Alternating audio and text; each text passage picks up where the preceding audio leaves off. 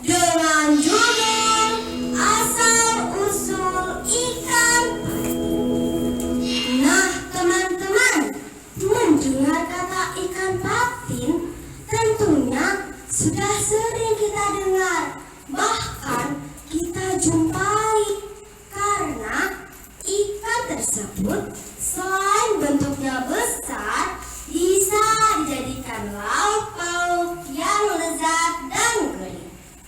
Simak benar-benar ya teman-teman cerita yang akan saya sampaikan.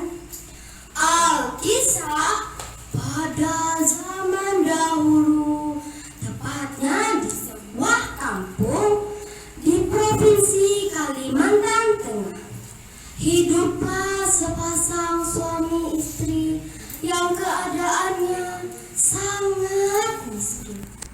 Akan tetapi, walau hidup miskin, mereka senantiasa mendapatkan hidup yang rukun, damai, dan bahagia. Si suami bernama Ladi, sedangkan istrinya bernama Maya. Mereka hidup berdua cukup lama, hingga puluhan tahun. Akan tetapi, tak juga dikaruniai seorang anak. Labi dan Maya selalu berdoa kepada Tuhan agar suatu saat nanti mereka akan dikaruniai seorang anak untuk mengisi hari-hari mereka yang sedih. Namun sebelum memiliki anak, Maya jatuh sakit hingga meninggal dunia. Maka tinggal habis seorang diri. Ia pun merasa kesepian dan sedih. Labi mengisi hari-harinya dengan mencari kayu bakar di hutan atau memancing ikan di sungai untuk dijadikan lauk pauknya di rumah. Hingga suatu hari, Labi pergi ke sungai untuk memancing ikan. Ia pun memasang umpan di kail pancing, sembari duduk bersiul-siul menunggu ikan makan umpan. Dan tak beberapa lama kemudian, tiba-tiba gagang pancingnya bergetar, teman-teman. Labi pun segera menyentakkan pancingnya ke tepi sungai. Alangkah kecewanya hati Labi saat melihat sesuatu yang menggantung di kail pancingnya. Aduh, saya kira ikan besar, ternyata hanya ranting kayu.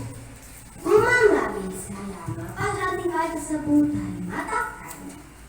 Walaupun jarang mendapatkan ikan, hal itu tidak menyurutkan semangat Labi.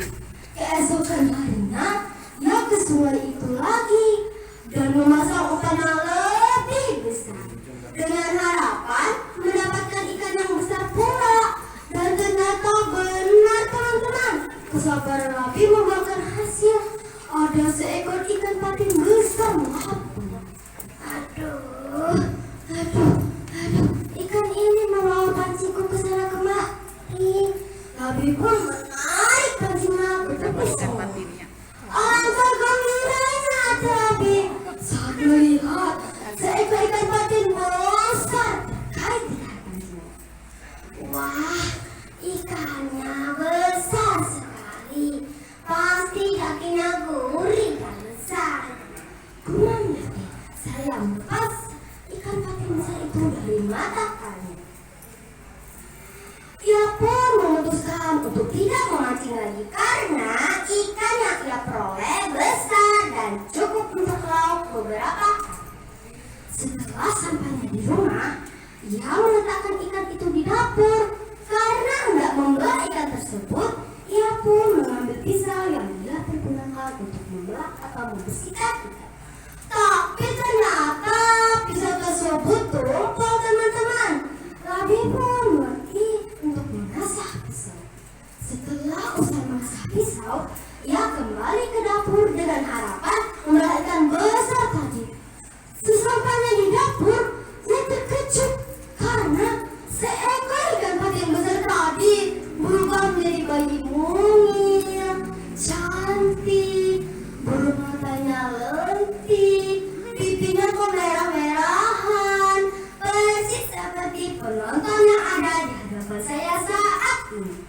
Nah, teman-teman, penasaran tidak kelanjutan ceritanya?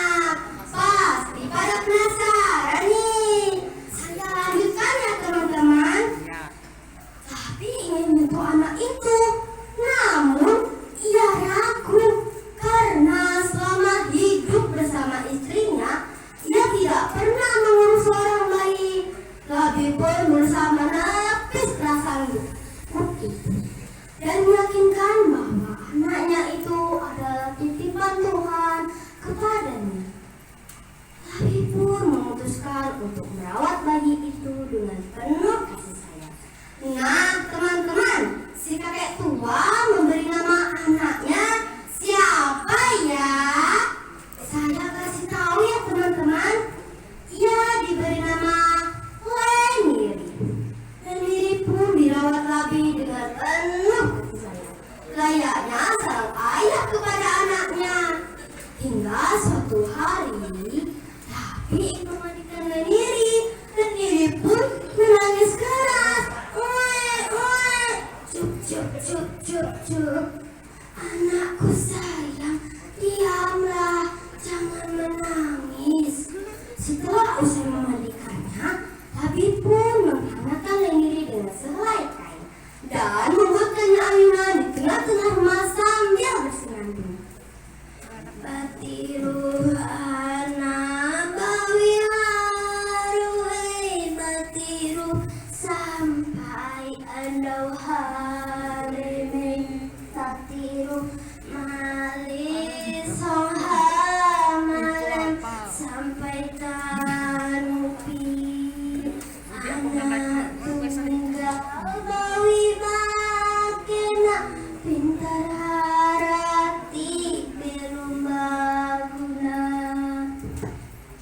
Seiring berjalannya waktu, Leniri pun tumbuh dewasa, gadis yang cantik, berbudi, penurut, dan pandai bergaul dengan orang-orang yang ada di sekitar.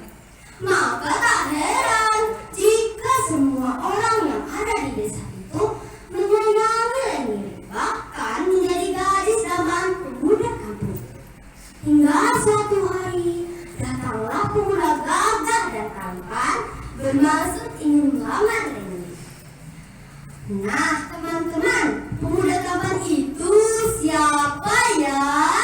Saya kasih tahu ya teman-teman. Ia adalah Simbun. Simbun pun bercakap-cakap dengan Labi, ayahnya Leniri. Setelah mengetahui kedatangan Simbun, Labi terdiam karena anaknya itu adalah seekor ikan patin yang menjelma seperti manusia. Kemudian lamaran Simbun pun diterima Labi dengan satu syarat. Saya terima lamaranmu Simbun, akan tetapi kau harus berjanji tidak boleh menyakiti hati putri anakku dengan mengungkapkan asal usulnya adalah seekor ikan patin. Baiklah, Kek, saya berjanji tidak akan menyakiti hati putri kakek. Kemudian mereka pun menikah dan hidup bersama. Dan dikaruniai seorang anak laki-laki. Hingga suatu hari, Leniri tolong kepada suaminya untuk menjaga anaknya yang tertidur di ayunan. Apa? Boleh tidak? Adiknya minta tolong. Tolong dong jaga anak kita yang tertidur di ayunan. Ada harus pergi ke sungai sana untuk memakai baju. Boleh ya Bang ya? Baiklah Dek, Abang akan senang hati menjaga anak kita yang tertidur di ayunan. Sementara Leniri pergi ke sungai, anaknya yang tertidur pulas itu menangis keras karena menunggu ibu yang sama-sama pergi ke sungai. Sang ayah pun merasa kesal dan marah. Oh, lama sekali ibumu itu.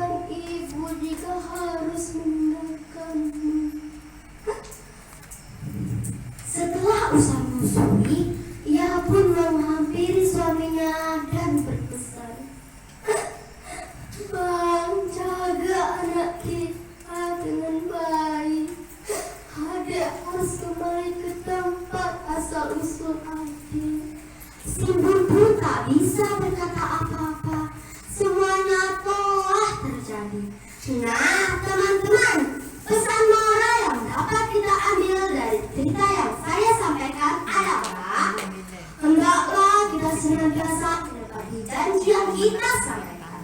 Karena seorang yang suka ingat janji termasuk dalam golongan orang-orang munafik dan mengandalkan kemukaan kepada Tuhan serta merusak hubungan kita kepada sesama manusia.